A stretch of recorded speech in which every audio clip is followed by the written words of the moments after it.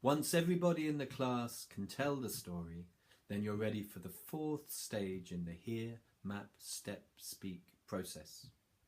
By mapping and stepping, they've got the main plot clear.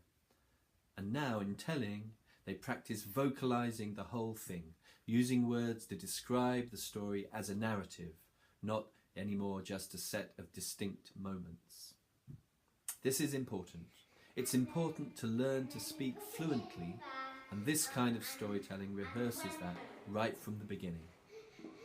And then he felt a little ruffling noise in the back of his back. And then he went... The child may remember some of the words that you told them, but they'll start to make up their own soon. This is fluent storytelling, a good rehearsal for fluent speaking. The second thing about it is that if you're teaching writing, then they are learning the words that they will want to write before they get anywhere near a pen or a pencil or a planner. So that when they get to write, they're not thinking, gosh, I can't think of anything to write, because they've already rehearsed it orally. And so when it comes to writing, fluent writing, they have fluent speech to rely on. You might want to model storytelling a second time after the stepping process.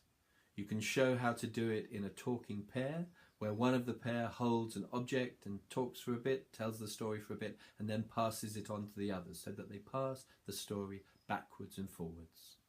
When you model this storytelling, make sure you start with the storyteller's voice. Once upon a time there was a hunter, so that people don't tell it in an inappropriate tense.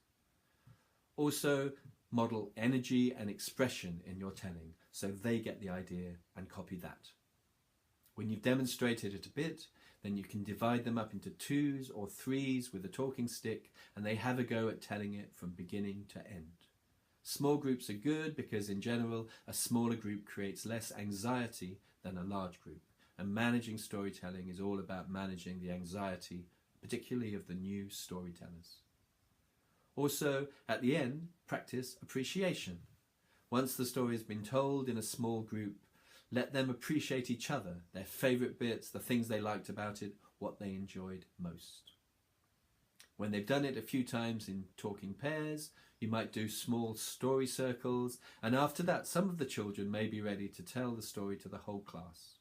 This is all good, because the more times the child hears the story, the more new ideas will emerge for what they will put into their writing when they write it. Once the story is established, appreciation of a storyteller is important with the whole class, so the whole class together can think about what are the things that worked well, and then maybe when they're ready they can start to make suggestions. I'd like to know a bit more about the character. I'd like a bit more description about that moment in the story. I'd like to really imagine it clearly when the earth sings. I'd like to really see the arrow go through the heart of the bird. Whatever the suggestions are, they all are providing material that the child can then draw on when they get to write the story. And of course, if you have somebody in the room free, they can chart up all these ideas and favourite things, so they're there recorded on the wall for when the child gets to write. That's it. Hear, map, step, speak. 4 steps to remembering. Use it to remember a story, and then you can use it for anything else that needs remembering.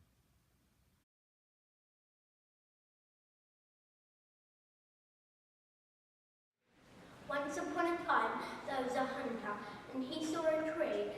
In the tree, there was a beautiful bird, and he thought he wouldn't shoot it because it was too beautiful to shoot down. And then the bird stuck out its bottom, stuck out its wings, and went neigh, neigh, neigh, neigh, neigh. The hunter was horrified. He gave the bird one last chance, otherwise he would kill it. But the bird kept on doing it, and then the hunter shot it down. Then he carried it home, and then he heard another noise. And then he plucked the bird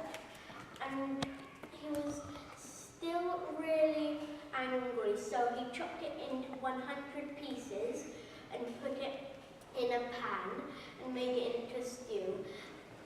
And then he still heard the noise, and the noise was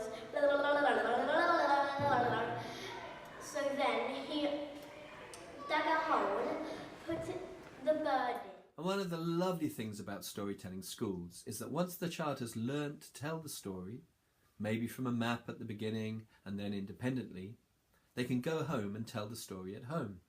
They can take their map home with a little note from the teacher saying your homework is to tell this story to one of your family members.